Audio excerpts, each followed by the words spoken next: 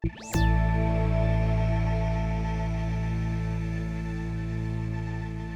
there, this is Marketplace Tech Bytes. It's our weekly roundup of some of the big stories making headlines in the tech industry, and maybe some you might have missed. I'm Meghan McCarty, Carino.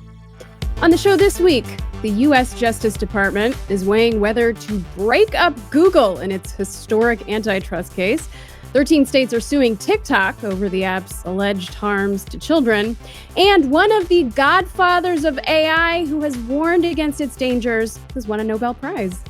To discuss all this, I'm joined by our regular contributor, Maria Curi. She's a tech policy reporter at Axios. Welcome, Maria. Hey, Meghan. Thanks for having me. Good to have you. So as always, we're going to kick things off with our bite of the week. This is a number that gives us some insight into our top stories. So Maria, what number do we need to know about this week? Yeah, so my number this week is $26 billion. That is how much Google spent in just 1 year to be the default browser in contracts with companies like Apple. Okay, I brought the same number. This is clearly we were on the same wavelength.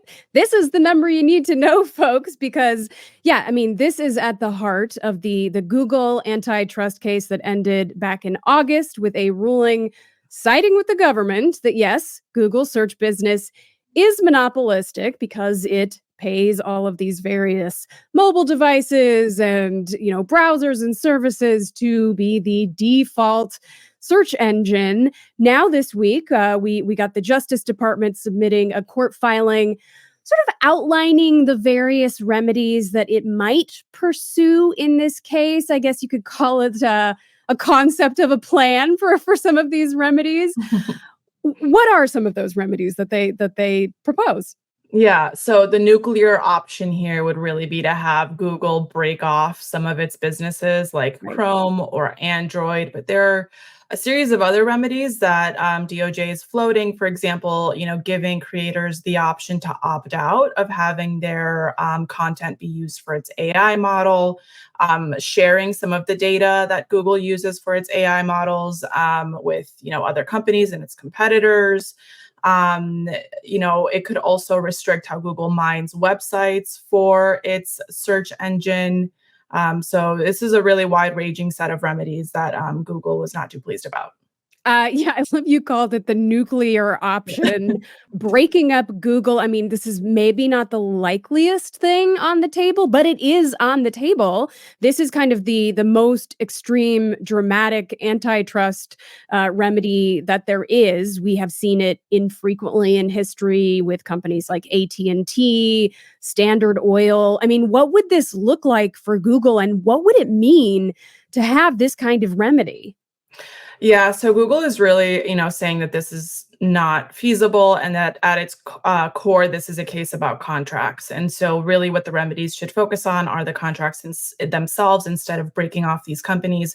According to Google, this could have a really big impact on competition with China, on its ability to innovate, as well as on consumers. These types of products that Google is investing so heavily in may not be free any longer. Other companies might not be able to fund them the way Google does. And so they're really saying that the Department of Justice is proposing things that go way beyond the actual nature of the case here. Well, the government will not be actually proposing its, kind of final remedy until November, I believe. The judge is not likely to decide until sometime next year. But this is just one of Google's multiple legal battles going on. Remind us, what else is, Google facing? Google is also facing a lawsuit for its ad tech business. And so on multiple fronts, it's facing scrutiny. In the EU, it's facing scrutiny. And so, like you said, this is going to be a long, drawn out process. Final remedies don't come until later. And separately, once the judge in this case finally comes with the remedies that exist, then Google plans to appeal this. And so that could then take years. So as far as the actual impact on people, it's going to be a while from now, but still, it's a $2 trillion company that shapes how we shop, how we consume news, how we do so much, communicate with other people. So it's a big deal. All right, now to some legal action against a different tech company, this time TikTok, which is also fighting multiple court battles. This week, a bipartisan group of 13 state attorneys general and DC sued the short form video app, alleging it violated consumer protection laws and harms children. Here is California Attorney General Rob Bonta discussing the suit with KCAL News.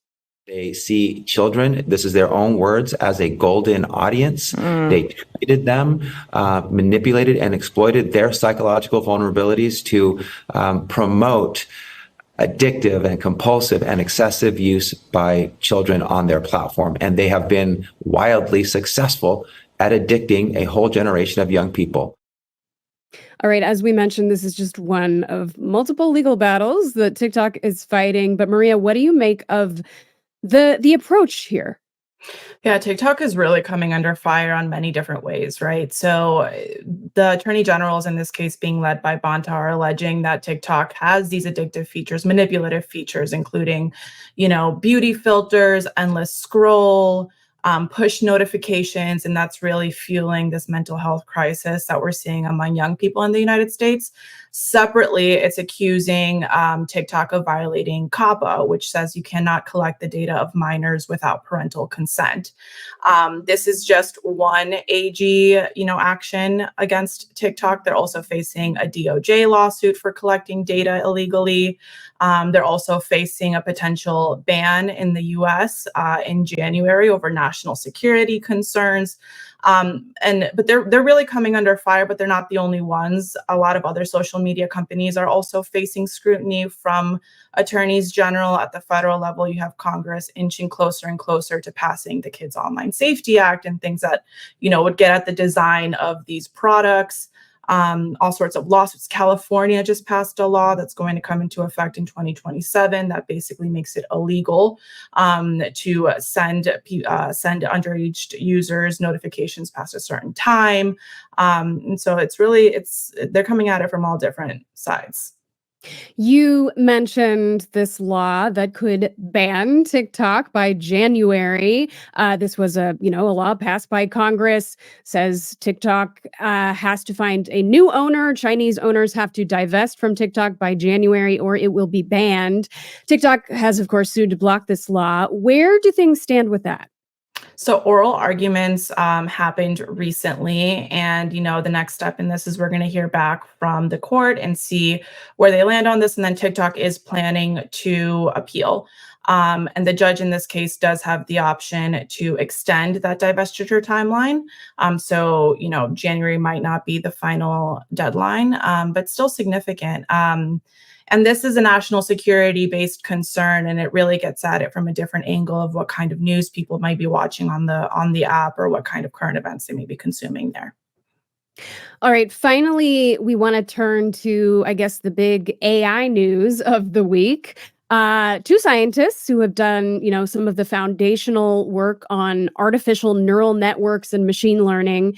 They shared the Nobel for Physics, John Hopfield at Princeton and Geoffrey Hinton at the University of Toronto, often referred to as the Godfather of AI, who I think has become kind of best known recently for loudly quitting Google last year. He was there for about a decade, but he wanted to speak freely about the threat that AI, this technology that he kind of helped to create, could pose for the world without it reflecting on his employer.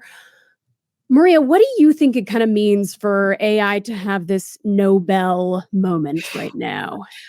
I mean, it's a physics prize, right? Right. And so I think Okay, people yeah. are a little bit surprised by that. But I think it just goes to show how AI is just totally consuming and is top of mind for everyone right now. And I think the fact that Hinton won it specifically says a lot about maybe the fears that are going on. I think as people here in DC try to figure out how to regulate this technology, they are trying to be mindful of, the worst case doomsday scenarios versus how to innovate and stay competitive. And, he's been a really important voice in that debate.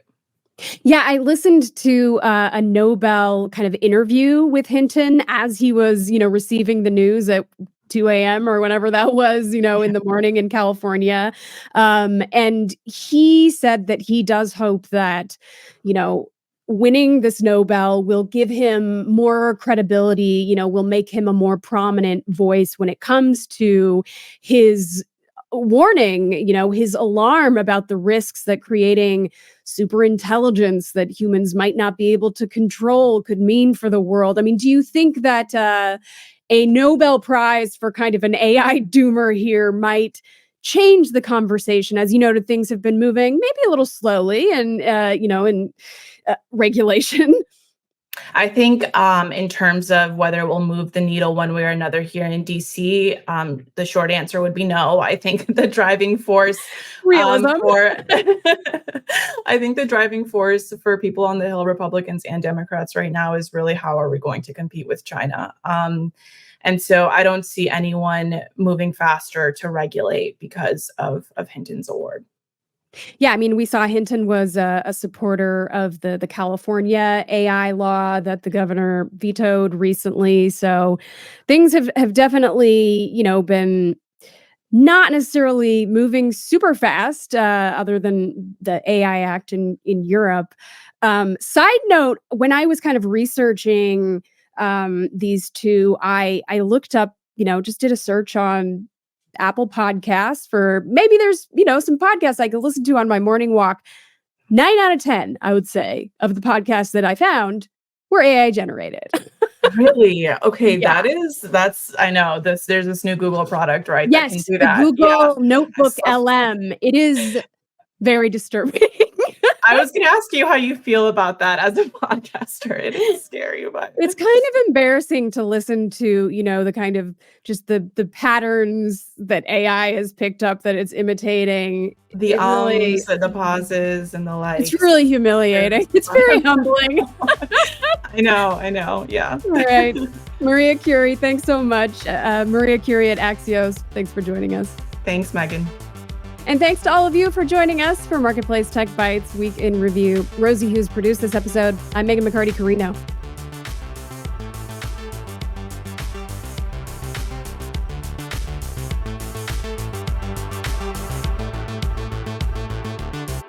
This is APM.